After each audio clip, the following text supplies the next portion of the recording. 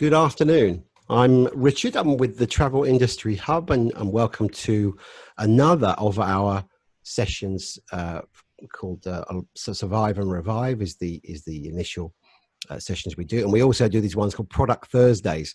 And we've covered a few, but today we're talking to Walter and David from Ride the World Motorcycle Tours. Good afternoon, gentlemen. Good afternoon, Richard. Good afternoon, mate. And we should all be back on screen. So welcome to another middle-aged men in travel discussion. Where's the drinks? Yes, what we have here, we have dad jokes. We will have grandpa jokes. I'm a grandpa now. Okay, good. Yeah, so we are live on Facebook too, which is terrific. So boys, let's first of all find out who you are without being boring, please. David, we'll start with you. Nice and snappy. Okay, David Reeves, Ride the World Motorcycle Tours now. I also do Ride the World Australia round on a Harley Davidson and a trike. 43 years in the industry, that's why I look this old. I did have hair colour once, but I haven't lost it, so I'm ahead of the other two guys. And I've been riding motorcycles for about, even longer. I was 13 when I started, and I can't say how old I am now because I can't do big numbers.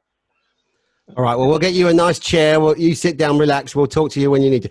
I should mention that there will be slides and pictures involved here. You won't be looking at us the whole time. No offense, Walter. Walter, I mean, you're here almost as much as I am. So you may as well introduce yourself.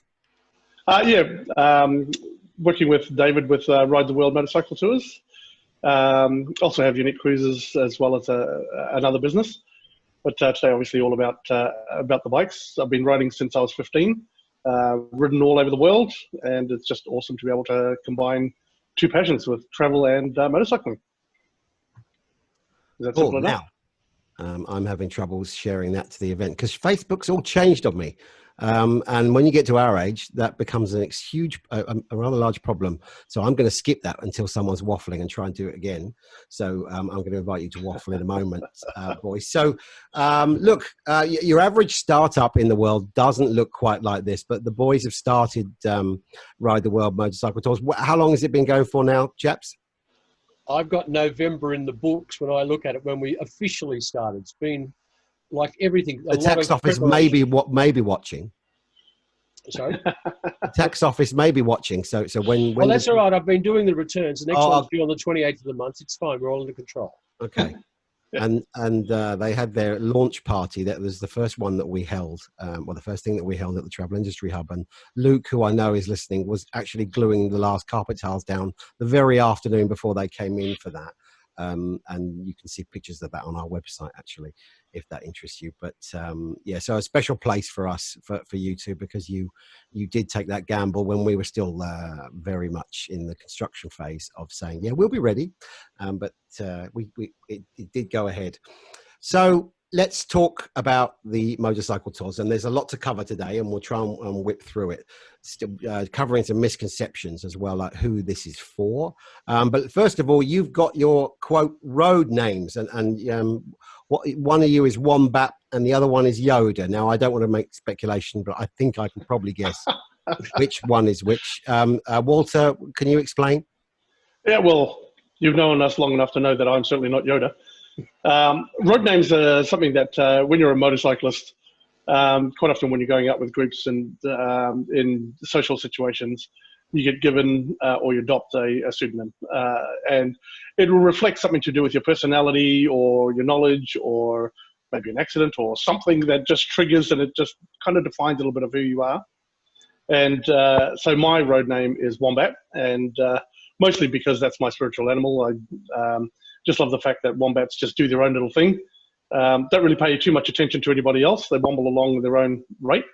And anybody that goes riding with me knows that I'll take my sweet old time if I feel like just actually taking in the sights and sounds as we're riding along rather than racing ahead.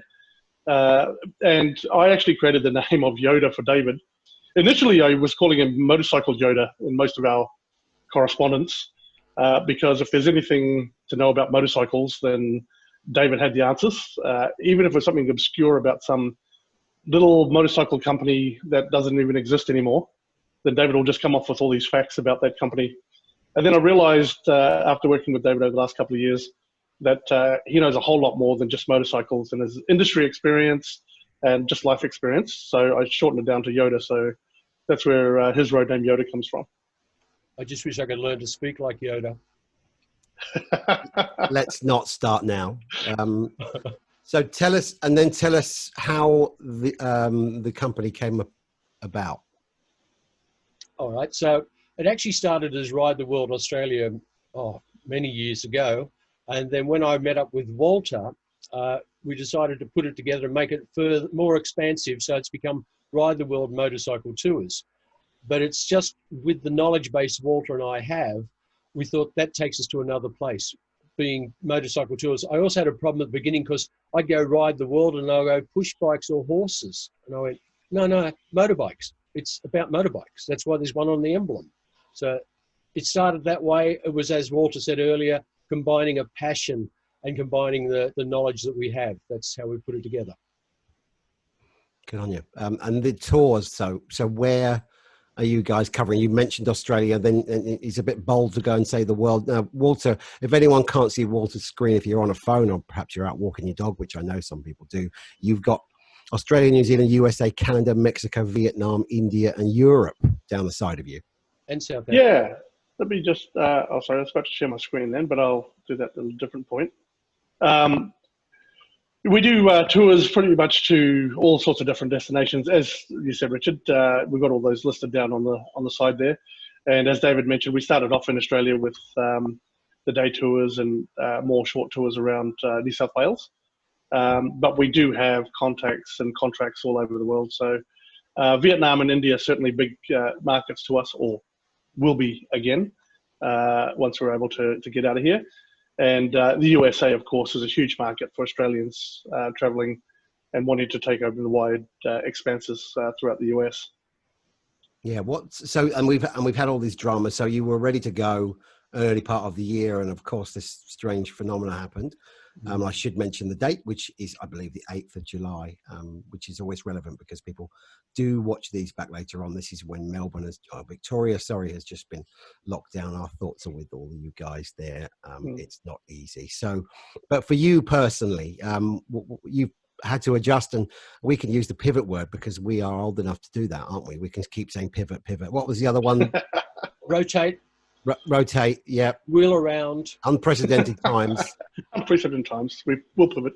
So David, you've had to rethink your strategy. I mean, you're bringing Australia back to the forefront. Is that what you're doing now? So we're going back to the future, as it were, because originally it was tours in Australia. Primarily, we put people on the back of Harley Davidsons and trikes around Sydney. But I've led a few other tours with things like the Ulysses groups and other groups that I've ridden with. So we've had the touring background with it. So what we basically did, we started to do the expansion and then gone, well, we're not going to go. So we brought it back to Australia, primarily up until Queensland opening their border, it was New South Wales. And we did a recon mission 3 weeks ago, and we made a sudden discovery. We worked out that Google Maps lies. What takes 3 hours on Google Maps really takes 4 hours because it doesn't allow for corners and speeds, particularly when a certain person's riding with us, and it's even slower. We had a chance to work out, we'd ride along and we'd find a place on the side of the road we didn't know was there. So we got there, researched it, so we could introduce that into the future tours as well. So it's a lot of researching going on. We've got another ride that'll be coming up, and we'll be heading south once it starts to warm up a little bit, particularly no snow. The premise for that ride was also to do with, to highlight Men's Health Week, wasn't it? It was, yeah. Yeah, it was. We certainly have a penchant towards highlighting men's mental health particularly, but also to physical health, because both David and I have had different health scares over the years. And one of the things that we find, not only with motorcyclists, but through the travel industry, is that men just don't speak out about these things. So we are wanting to raise awareness, and let's say thanks, Richard, for coming on board with that as well, with the Travel Industry Hub, when we had the event the day before we actually decided, or the day before we left on our journey around New South Wales. So yeah, it is very much on the forefront of what we do as well. Yeah. That's a nice segue, because I'm about to ask you now who your prospective customers are, and everybody knows, unless they've been living under a rock, that there's been a resurgence in the last, say, 15 years of silver-haired riders, if I put it gently.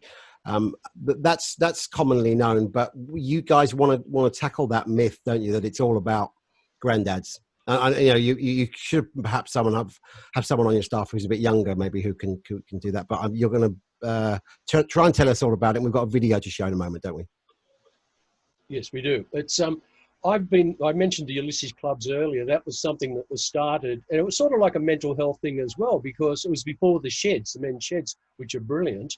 And we used to find that people were riding all the time, and we had this undercurrent of the children were starting to ride, but they strike a problem with they buy a house, they get married, buy a house, have children, and the motorbike gets tucked away. So we're starting to find people are beginning to come back. And we've even got a sideline called Back on the Bike, where we've done some interviews with some guys to find out what sort of riding gear, because when Walter went into the bike shop, it was walls and walls of amazing stuff, but what the hell was it? And when could I use it? So we did a little thing on that, few YouTube videos. Sure. So we're finding people who ride motorcycles, it's becoming even more diverse. We went to a Harley meeting, Harley Owners Group meeting, and there was a young lady we knew, and she's got to be in like, late 20s, early 30s, and she rides a Harley, which everyone goes, Harley Davidson, old bloke, motorbike, and his wife or girlfriend on the back. So this diversity is starting to happen, and that's where we're trying to build into our tours, although it's run by two mature gentlemen. We want to look after the ladies on the motorcycle rides and younger ones who want to get involved but don't know how to get involved, or they're not sure about their abilities, or they're not sure if they really want to ride a motorbike. Yeah, we've got that to cover. So if you are, we're 13 minutes in, we will have a load of slides to talk about. We're going to talk about your experiences beyond the ride. My mistake, sorry, which is covers a load of things that, you know, it's not just about riding bikes. There's the whole touring element as well, and what that actually means. You've got a platinum collection where you guys accompany the tour, so we will cover that. But I've got this video. I've never played a video on one of these before, so this could go a bit wrong, but I shall try it now for you. Here we go. Could you give me a yes or no as to whether it goes full screen? Yep, this is a start. It's full screen. Yep. It's good. It's a bombardment of the senses. Everything goes into slow. Passion. This is the thing that makes me happy. It becomes part of your life. It gets in your blood. It's just the best feeling in the world. So much fun to ride a motorcycle. It is a love affair like no other. There's a freedom about it.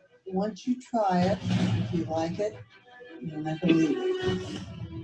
It's you and your motorcycle. That's it.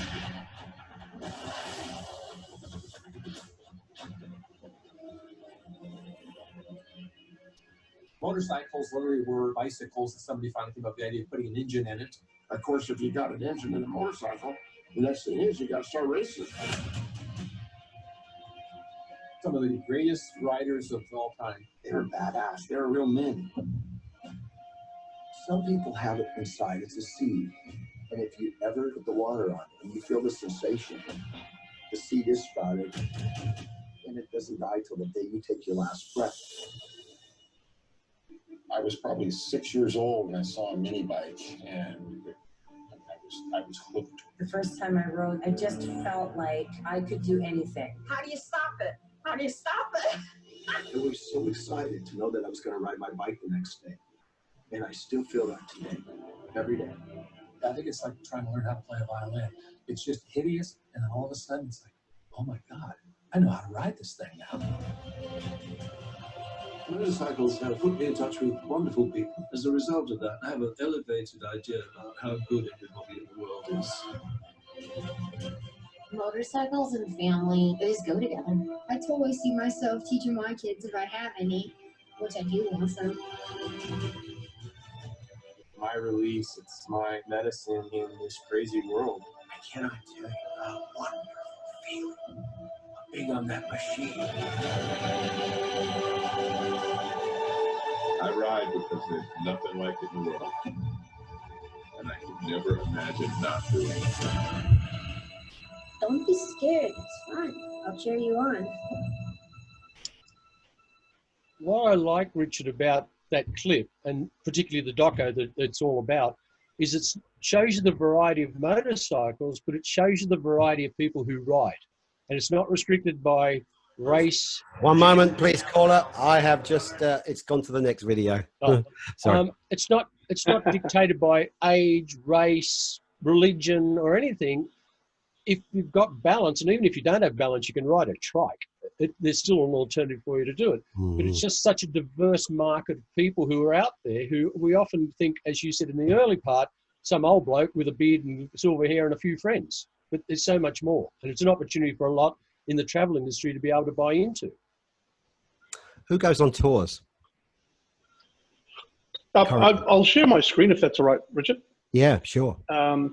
Because it just gives a bit more of a visual. I did promise the listeners that they wouldn't have to look at us the whole time, so this is good. So basically, who rides and who comes on our tours? Now, one of the things that David and I discussed some time ago is that with a lot of people that we spoke to in the industry, as soon as we started, I am seeing the presenter thing. I just, oh, are you? Yeah. Sorry. Let me stop share. You had it Sorry right. about that. Let me try that again. Sorry, guys. I'm so non-tech, I had no idea what I was looking at.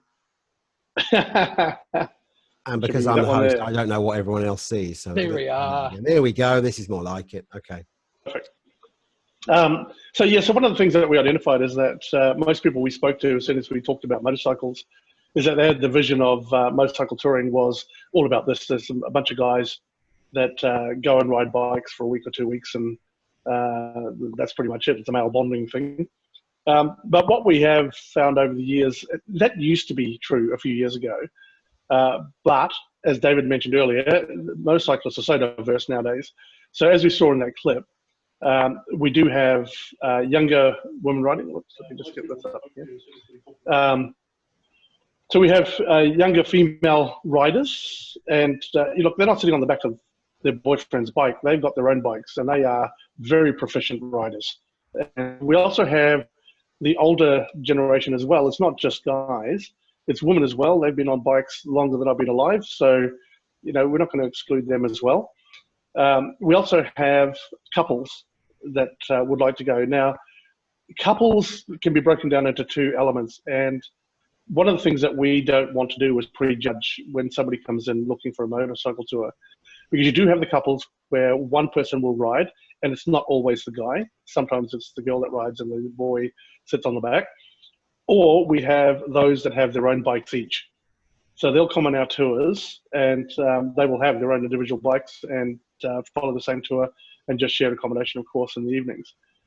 So one of the biggest things we want to get across is don't judge. I mean, we say that all the time in the industry, but particularly when it comes to motorcycles, whoever comes in and is asking and inquiring, don't make an assumption that they're too young or they're the wrong gender or they're too old even.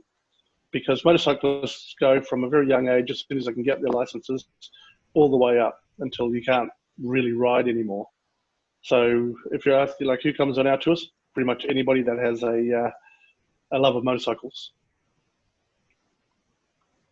The other thing I just really wanted to cover with just a quick couple of slides is that this shot here, which you had up at the start, it's one of my favorite shots. This, again, is what a lot of people we talk to imagine when we talk about a motorcycle tour. It's in the US, and it's the big Harley Davidsons or Indians, the big open roads, and it's a bit of a muscle tour. It's actually not the way that we've broken up, and I'll go into that a little bit later. But we also do have tours in other parts of the world. So, for example, this tour here, David's got his Rider Bear up there. This was taken in Rajasthan, so we use Royal Enfield bullets up in India through Rajasthan. We also have Royal Enfield Himalayans out through Vietnam, and then coming down through to South Africa, we have a number of different bikes. We use Enfields there as well, but in combination with other vehicles, depending on what people like to ride. And of course, bringing it right back around home. Yeah, BMWs. Yeah. And then bring it right back home. We have a combination of different bikes that we can use here in Australia as well, whether they be Harleys or Enfields or BMWs or whatever it may be. And I'll stop sharing my screen there, Rich. Oh, sure. Okay, we'll come back to those. One at the end. Come back to that. Excuse me. No, I've been fiddling around with Facebook. It still doesn't want to play, so I had to look away for a moment. But we're going to now move on to people who don't. No, I don't ride a motorcycle. I have passed my test. It's terrifying. So after that, I didn't really do it again. Once you're out on the real roads, but there's plenty of people that don't ride them, and family members of riders who don't ride. So what of those people? Do you want to take care of that, or I? No, you take that. I'll take care of that one. All right. For people who don't ride, what we do on the Platinum Collection, which Morgan's going to cover later, we have a support van. And what the people can do is they ride in the support van. We've also looked at some of the Australian tours where hold on. I'm just imagining a bunch of people in the back of a van. It's fun. It must be quite nice in some ways. It's fun. I've been driving one of the vans when the party was happening and the guys were on their bikes thinking they had a real good time, and everyone else was in the van having a much better time. It was just real fun. And we all stop together and you share the stories of what's been going on during the day as well. That's a really fun part, because normally guys come back from their ride, they're tired, and the wife's not really that interested, or the partner's not interested. But because they've shared it, even not being on the bike together, it also allows them, if they are with their partner, they don't have to ride on the back of the bike all the time. They can ride in the van as well. So that gives us that sort of facility, which I've used in a few past tours, and it works really well. Those are on your Platinum Collection ones, are they? Okay. So correct. And because one of the things, sorry, Rich, one of the things that we realised was in talking to motorcyclists is that, like everything with tourism that evolves, it used to be that the guys did go away for a week or 2 weeks just on their own. But now we're finding that people are going away. They actually want their partners to come along with them. But that partner doesn't necessarily want to sit on the back of the bike for 2 weeks. They don't mind doing it the odd day here or there and just enjoying the experience, which is why we have the seat and van option, so they can actually have that shared experience, but not be committed to sitting on the back of the bike for the entire time. It's a question that just popped into my mind, actually. I imagine there are riders who go on these things and are riding every day for 2 weeks who can't handle it, or they're not used to being on the bike that often. Is that a thing, David? It won't really happen on these tours, because we plan that you'll be riding for a short, say an hour and a half, and you'll stop. And the riding time is no more than 4 hours a day. Right. So a day, so it's riding time 4 hours. The day takes 6, 7 or 8 hours, but they're off the bike, they're walking around and relaxing and things like that.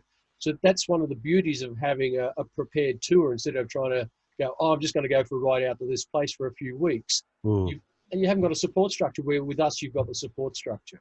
That leads us to the experiences beyond the ride part of your logo. So do you want to go into more detail about that? Walter, we'll go to you on that first.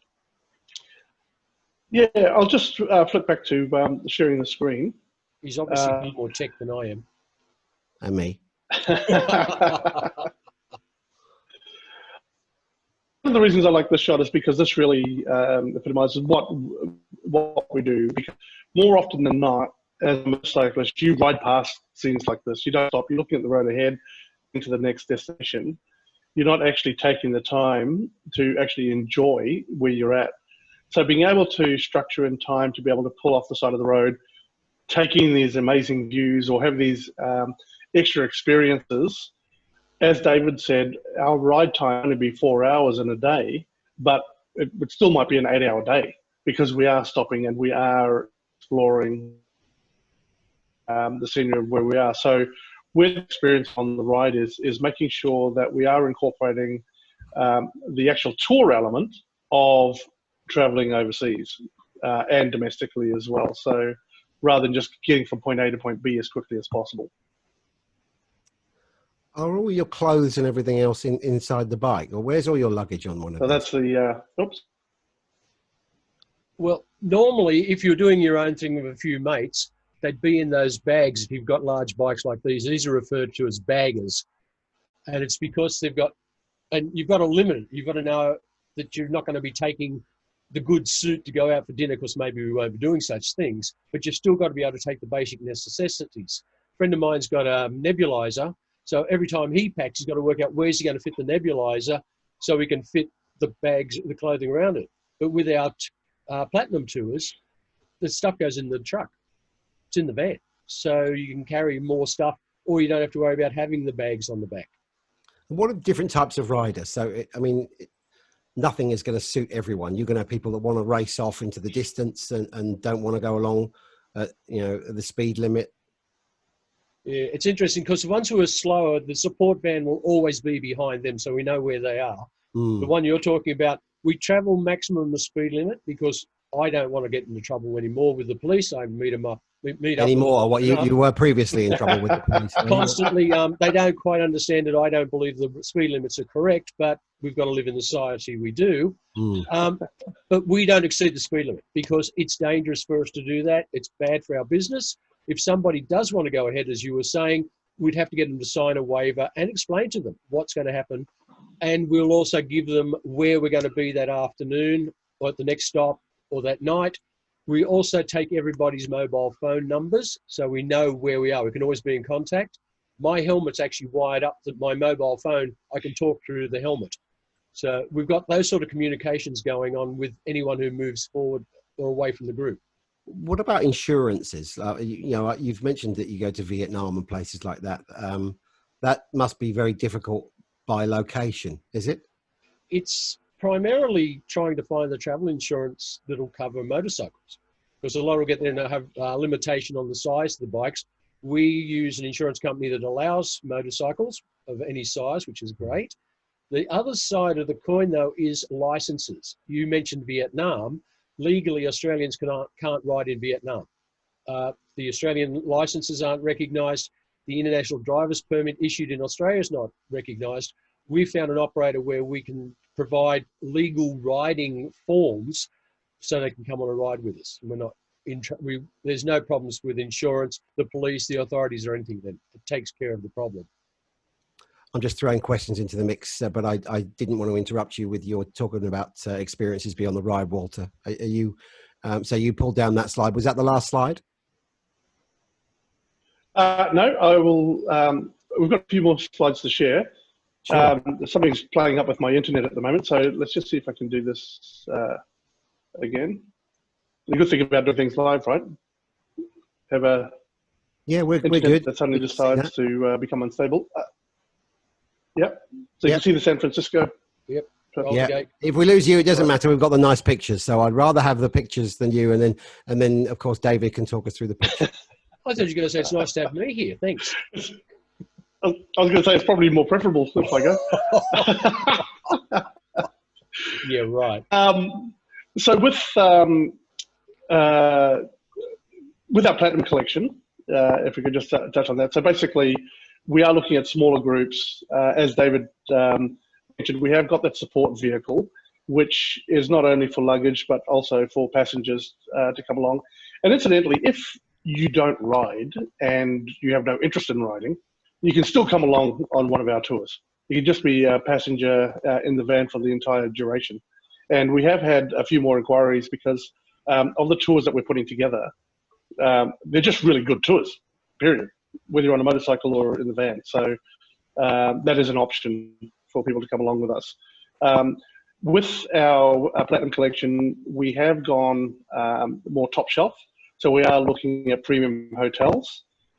One of the things that we've discovered over the last few years is that motorcyclists typically on tour will stay at 3-star, 2-star, some dives, whatever, depending on which tour you're on. But typically not very upmarket. So stinky bikers, stinky hotels, stinky restaurants. Yeah, you look, it goes with being a biker, right? But we're not. I wouldn't know. I wouldn't know, Walter. I've stayed in pubs. So we have stayed in pubs, but we'll stay at unique places as well. So it might not be the premium accommodation in town, but we'll stay there because it is quirky. It's a little bit different and something more experiential. So what David and I discussed when we were setting up Ride the World motorcycle tours is that, you know, we've been working in the luxury space for some years, and just because we ride motorcycles doesn't mean that we need to downgrade our style of traveling.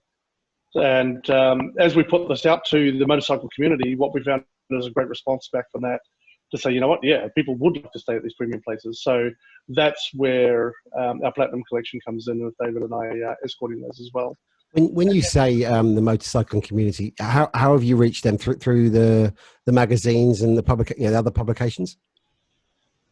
We've got we have a number of different. Sorry, go on, Dave. Sorry, I should say a name. God, David, you go. Advertising going on one of the motorcycle magazines. We advertise each month saying, if you want to do a tour, we're there. We haven't put that much more money into it at the moment because of COVID. We've got to sit back and go, okay, let's be more selective. So Walter and I have been studying social media, which is an interesting concept.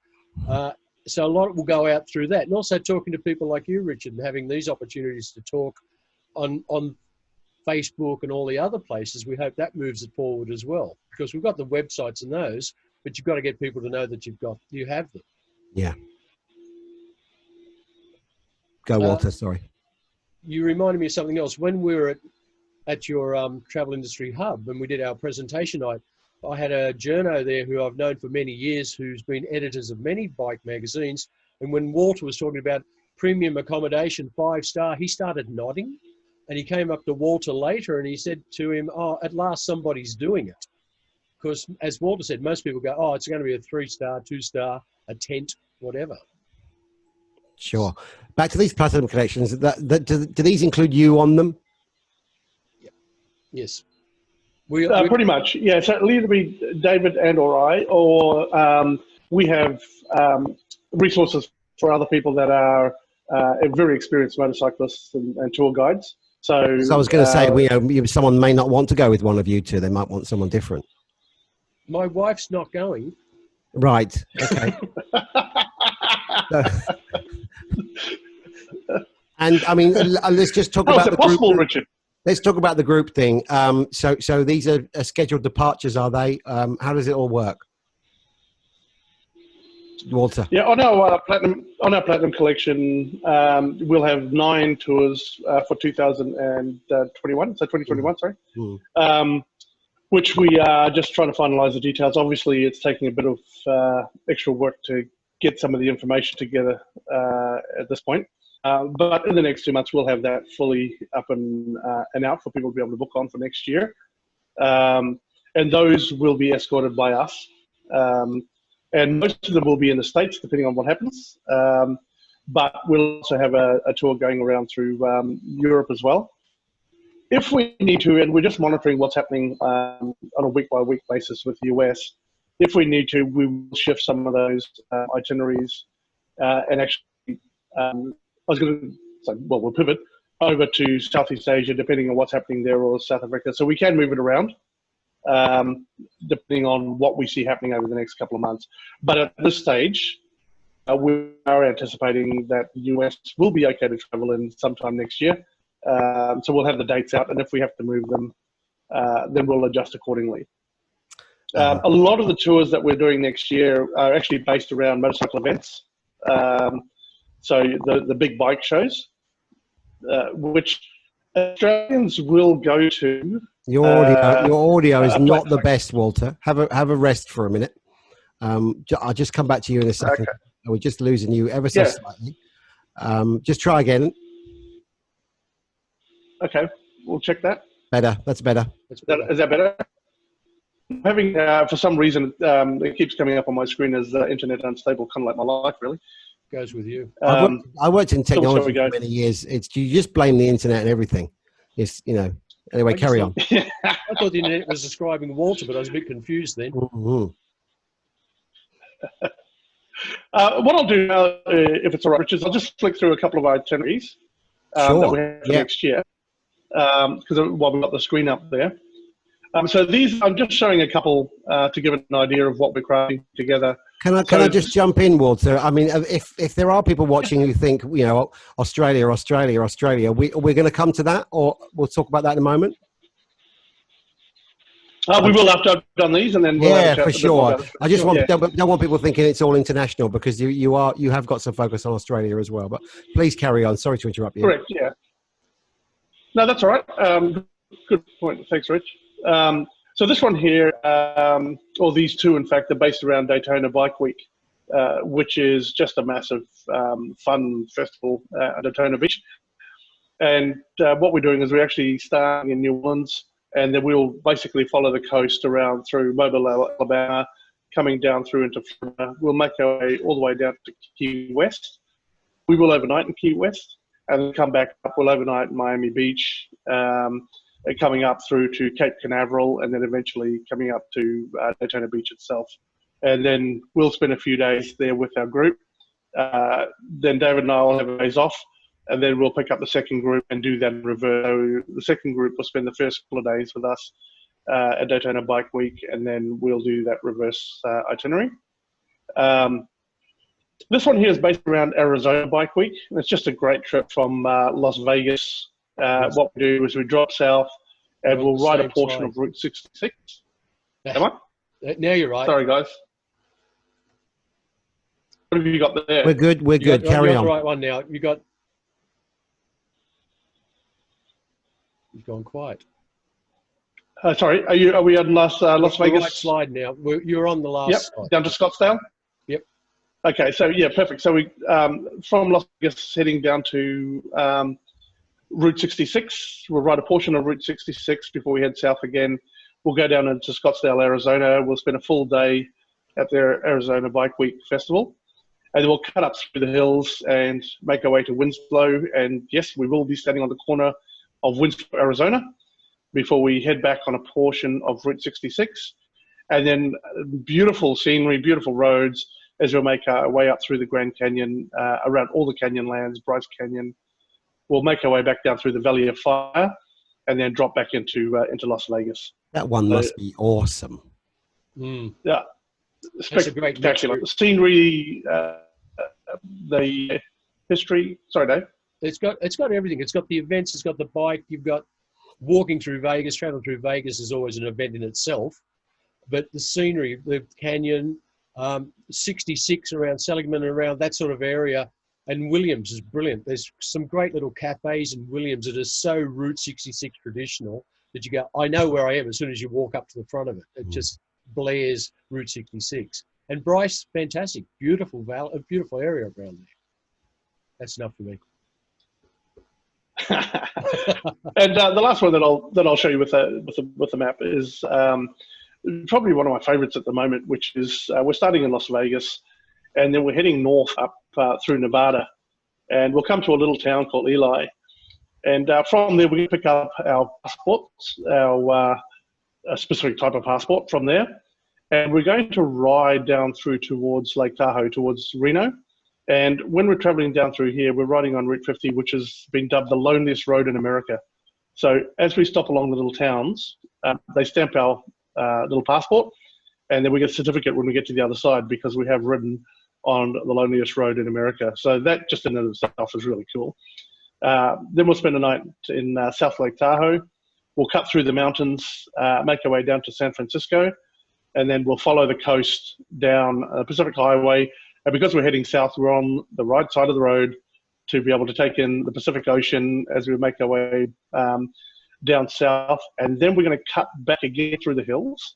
And we'll come through Death Valley National Park, hit back up into Arizona, and then drop our way back down to Las Vegas. And that's a 2-week itinerary, and it is just awesome. So because we're taking in the desert, we're taking in San Fran, which is I just love, and then, of course, the Pacific Coast. So much all rolled up into one, which is why when we're crafting our tours, we're designing them not just for motorcyclists, but for those that just want to come along, have a seat in the van, and enjoy this experience along with us. So basically, it's an awesome tour, whether you want to be in the car, in the van, because we can do hire cars as well. If you'd like to follow us with a hire car, we can arrange that as well. And then the last slide I'll share here is that's just a list of the Platinum Collection that we're looking for 2021. So, one of the other ones that I'm really enjoying at the moment is the one up in New Hampshire. Which is the oldest motorcycle festival in the world, and amazing roads up through New Hampshire. And our tour will actually take us up the coast before heading up towards Canada. We'll come along around the Great Lakes and then drop back in through past Niagara Falls. So we'll spend the night there and then come back in and enjoy the festival before we head back to Boston. If you read in so that's kind of it in a nutshell with what we're planning on our international tours. If you're watching on a phone, most of those are US focused, aren't they? There's one there for Milan to Milan in September next year for European Bike Week in Austria. Absolutely. So we'll pick up our bikes in Milan, as it says there, and we'll do a beautiful 2-week ride through the Alps incorporating the European Bike Week. We are talking to another operator at the moment that we're looking at doing another couple of tours up around through Europe next year. Yep. But that's early days yet, and I couldn't put that on this slide. So we're just working on some new stuff with them as well. If I can take Richard back to 2 points he raised. One, he hasn't ridden. He got his license and went, oh, no, I'm not going out on the road. And Australian tours. On the tours that we do, I actually ride if I've got learners and P-platers and people who aren't that experienced, I take a little 400cc Royal Enfield Himalayan. And as you know, I'm not a small person. So there's no way I can go screaming up the roads ahead in that. But I think it also gives people confidence that because I'm not riding a Harley or a big bike, I'm riding a bike like they will ride, there's more empathy as well, because they may get there and say, well, how do you do this? What do you do? And hopefully I'd be able to give them the answers to the question. So besides learning from what's around you, you also learn from being on the ride. We're not trained educators of motorcyclists. We've got to put that up front. But we're there to ride with people and let them have an opportunity to improve their riding. And that's something our tours in Australia do. Nice segue. Australia. Yeah, we're still putting the details together for Australia. As David mentioned, we've got 2 that will be ready to go fairly soon. So both New South Wales centric, which is the one that we just came back from, heading up through from Sydney up to Port Macquarie, across to Tamworth, so heading out west, around through Mudgee, beautiful wine regions. I've done that in a car on a sales trip when I went and ended up in Inverell and Moree, all those places. It's a very windy road from Tamworth to Port Macquarie, isn't it? It's a very windy road from Tamworth up to Port Macquarie and up the hill. It's a very good road. What's this windy bit? It's just a really good road. It's called the Oxley Highway. And it's absolutely fabulous when it's not raining like we did. It was so cold. But anyway, it's got quirky, that's why we're doing it. That's why we were doing it in the towards the summer rather than trying to head out at the moment. A question I've got is if let's say you announce a tour and it is that route. What's the benefit? I can go and organise that myself. Right? I like that journey. I'll go and do that. I can book the hotels online. I can do it. You know, this is the traveller mentality. So, and we don't need to preach to people who will be listening to this call about the benefits of using the trade. But what are those benefits? Let's just spell them out.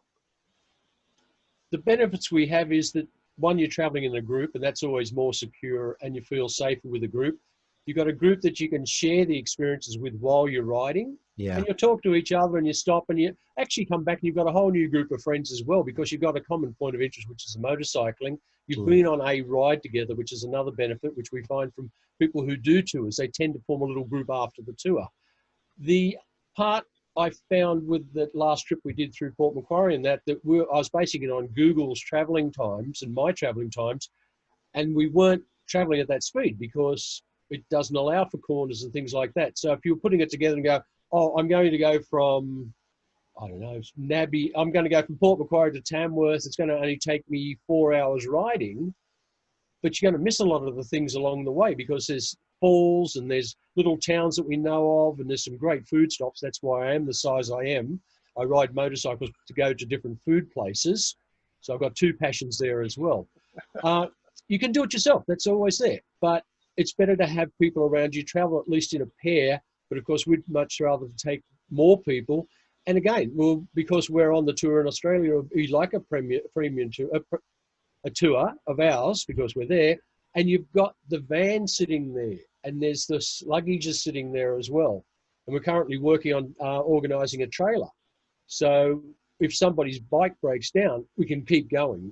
It's constantly moving. Can you give me a little insight, David, into the difference between riding by yourself and with the group? You said you felt safer. Is that something you can put into words? I've sprung it on you, sorry. That's all right. Riding on your own, Walter goes for rides on his own quite frequently, but he mainly does, he'll go out to Kurnell or he'll go down through the national park or something because there's still people around. But if you're riding with somebody, you can get a flat tire. It's not like a car. You can't pull a spare out of the back and fix it. You might get a strange noise and you're not hearing it because you're above the noise and it's behind you. Walter's had that happen to him. And it's, I don't know, we're human. We like people's company. And even if it's just one person, it's good to be there with somebody. And particularly, and if you're doing distances, even if it's just 2 nights, 3 nights, it's better to be with somebody for that time. But also, you can share the cost of the accommodation unless the other person snores. Right. We won't say any more on that matter. Now, we've got some people on the Zoom call. We call those our first class passengers. And there's also people on Facebook in second class. Now, I've got some questions from the second class passengers. Deanna Riley says, how about this, got to read this very carefully. How about non-riders that don't want to go in the van, but on a motorcycle? Any capacity to cater for them? In Australia, in New South Wales, we have a trike that has 2 seats on the back, and we've negotiated with the trike owner to be able to come on the tours as well. So they can ride on the back of that. In New South Wales, I also have a license to carry passengers on the back of the Harley as well. So I won't be taking the Enfield if I've got a passenger on the back. I will take a Harley, and we sell a seat on the back of the Harley. So it's like a van or a Harley or a trike. Okay. So how does that apply overseas? Is there I mean, I know that must be a nightmare to organise, but is it possible? I want full details now, please. Thanks. Yeah, you thought you would. Legally, not really. Legally, no. Not Illegally, really, I can no. most likely put them on the back of the bike. But Yeah. we just have to look at the legalities of that, because I did have someone last year wanted to go along Route 66 and they wanted to send me over to put them on the back of the bike so they'd sit on the back, because I've got the training in that in Australia. It's just, it becomes interesting with travel insurance and state insurances and state requirements. But we'll look at anything. If somebody says, I want to go to the States on the back, yeah, sure, we'll have a look at how to do it. Sure. One of the exceptions that we do have. What I was going to say, sorry, Dave, one of the exceptions that we do have is in Vietnam, where our operator in Vietnam actually will have, we actually are working with them to have provision for people to sit on the back of the bike and do a tour as a pillion passenger on certain tours. Because one of the things that we have found, it's a really good question, because surprisingly to David and I, since we've been working on this, is that there are some people that have come through, some ladies stayed with their husband for many, many years as a pillion on the back of the bike. So their husband has passed away and they would actually like to go and do a tour for the almost in memory, but obviously they don't ride. So that is becoming wow. I did not think of that. So we can certainly look at something like that for Vietnam. Yeah. Quick one back to Vietnam as well, is because our operator there, his guides are trained as guides and they're very good riders, and they have to pass special tests as well. So that doesn't jeopardize your travel insurance, because most of the travel insurances say you can ride on the back of a motorcycle so long as the person on the front is licensed. Well, the tour guide's locally licensed, so that solves that travel insurance problem as well. Sure. Tina Hunt, always demanding. She says, no Sturgis itinerary for the USA. Well, we've just missed this one. It is coming. We can do it. We aren't doing it at a premium one yet. Normally with Sturgis, it's the 5th anniversary. I've never even, what the hell is Sturgis? Okay, Sturgis. Yep. Sturgis is a small town in South Dakota near Mount Rushmore, near Crazy Horse, near Custer National Park. And every year in July, a multitude of people come into this tiny little town and all the surrounding towns like Rapid City and that. With Sturgis, most of the crowds and most of the people who want to go to it tend to do anniversaries ending in 5 or 0. This year was 80, so this was going to be the big one, but the Americans will go, we can't go. It's been blocked for Australians to go. So next year we'll be looking at Sturgis tours, but not as a Platinum Collection one. We're moving towards a Platinum Collection to make it in 5 years' time, which it becomes the big event, lots of numbers. I'd happily go to Sturgis. I've done 2 Sturgises already and loved it. Turns men into boys and boys into men. Nikki Ross says, even on day trips, you see lots of bikies traveling in groups. Yes. Thank you for that. If they have a bikie is normally seen, they've got colours on the back. Yeah. Yes. New Okay, South so Wales you're have not now bikies, outlawed. Yes. I think she might mean, as they refer to themselves, bikers. And wait till they stop and the helmet comes off, and there's lots of them have silver grey hair, and they're often Ulysses Club members because they're the ones who seem to be out all the time. Gotcha. That sums up the questions that that both they had and we had. What about how you're going to sell these? Because you're brand new, you're independent. You know, it's all starting out. Let's just cover that without going into too much detail. But what are your plans? Let's just assume that things go back to some kind of normality in the next 6 months to 12 months. What's on the horizon for you, Walter? Our preference is always to deal with travel agents. David and I have been working in this industry for a very long time in different capacities, but we've always worked through the travel agency network, so that's our first point of call. We also know that there's a big market out there that don't use travel agents. They normally will book direct with suppliers overseas. So we need to reach out through them, through different motorcycle clubs, magazines, and so on. The one thing that we would say to the travel industry is that most travel agents don't ride motorcycles, so they don't really know the motorcycle language. And if a motorcyclist comes in, they call them bikies. There's an example. Yeah, well, exactly. So most motorcyclists, when they start asking the questions, they'll pick up pretty quickly whether the consultant knows anything about bikes or not. And if they try to fudge it, they'll just walk out and they won't see them again. Yeah. So what we recommend is that if you're not a motorcyclist or if you don't know one type of Harley from another, then contact us, put us directly in contact with your clients. We will work through it. We'll make sure that everything is exactly as the client needs, and then we'll hand that back to the travel agent.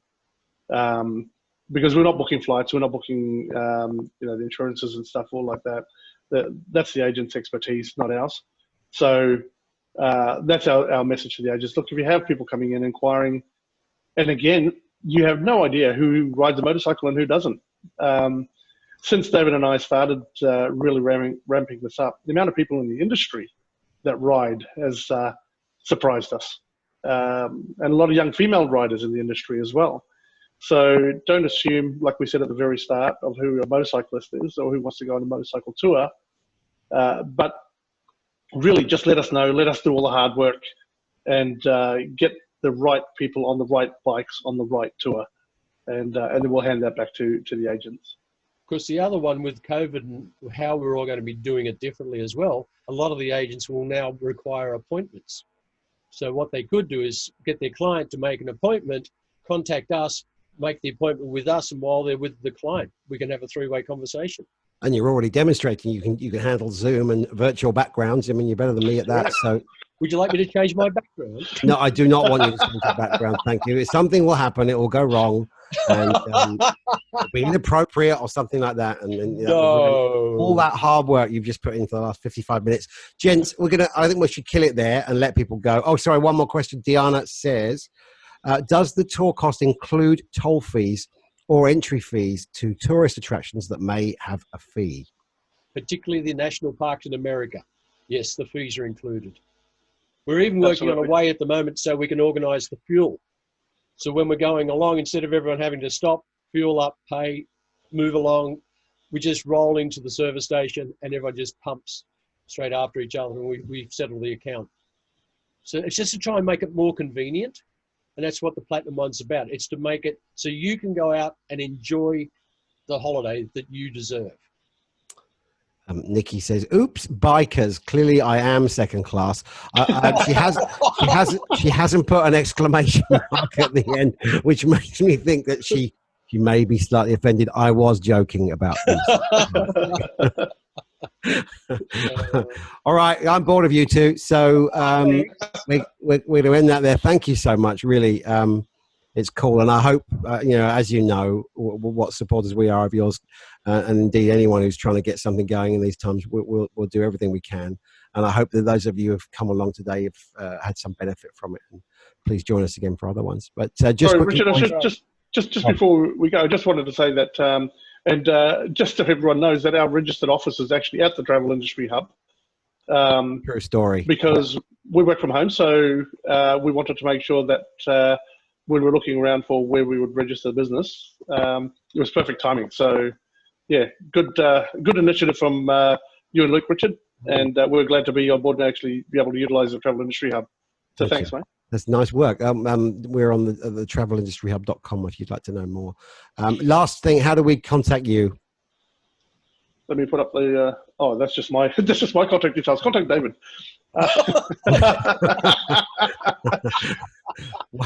You can contact us. Hang on, I'll just share the screen here. I don't know where my You can do that. I can't do the share screen thing. We're losing listeners by the thousand. I can believe it. Yeah. Me too. Yeah, no, something's happened. I can't share my screen. Read it out. What's your email address for crying out loud? Walter at RTW, so Ride the World. Yep. Motorcycletours.com or David at RTWmotorcycletours.com. Yeah. And finally, you get see it that up. Screen there? Yep. And that will do. Or have a look at our website, ridetheworldmotorcycletours.com. I see the Teddy's made an appearance. Yeah, he hasn't got an email yet. We're working on it. Righto. Okay. Well, we're starting to do puppetry. It's probably time to end. so that's the only puppetry I do. I'm not doing other ones. Enough. Thank you, everyone, and see you soon. Thanks, Richard. See you on the road. See you at the pub. See you, mate. See you, Dave. Turned up. Thank you. Bye-bye.